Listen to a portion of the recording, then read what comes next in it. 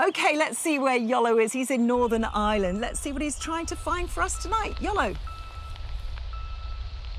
Well, I'll tell you what I'm not trying to find, Michaela. I'm not trying to find the rain, because the rain has certainly found me. Do you know, I was thinking earlier, I've been involved with the watches now on and off for 16 years, and 12 of those years it's rained non-stop. I might as well have done it underwater, to be honest with you.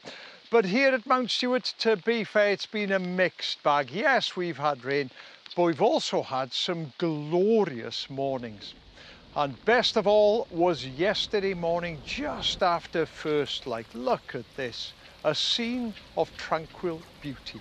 This is the lake by the big house, 7 acres in all. An elegant mute swan floats by.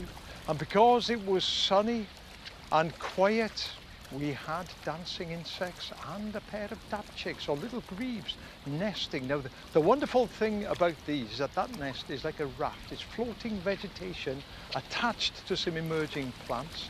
If it gets dry, the nest will go down with the water. If it rains again, the nest will come back up. And those chicks, well, they're often called humbugs.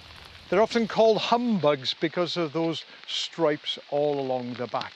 Now, another bird we've been seeing a lot of here is the great spotted woodpecker. Now, you might think, well, what's it getting hot under the collar about a great spotted woodpecker? We see those in the garden every day. Well, yes, in the UK as a whole, we have 140,000 breeding pairs, but it's a recent colonizer here in Ireland. The first bird was seen in 2005, first bred in Northern Ireland in 2006. And look at this, we have an adult feeding a chick. The chick is the one with the red cap there. Now, if you follow me around, let me show you this interesting building over here with all the arches. Look at that, stunning old building. Now, this was the piggery for the big house. This is where they kept their pigs. And earlier in the week, I told you how important some of the old buildings are here for nesting swallows. More than 50 pairs. That's a healthy population. But the buildings are important for all kinds of other wildlife too. And that includes bats.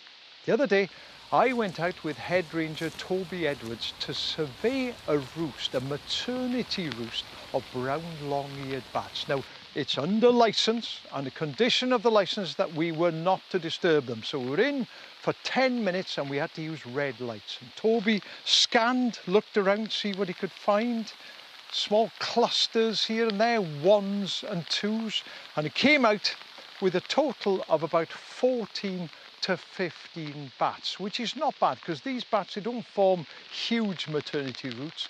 10 to 20 bats is just about the norm.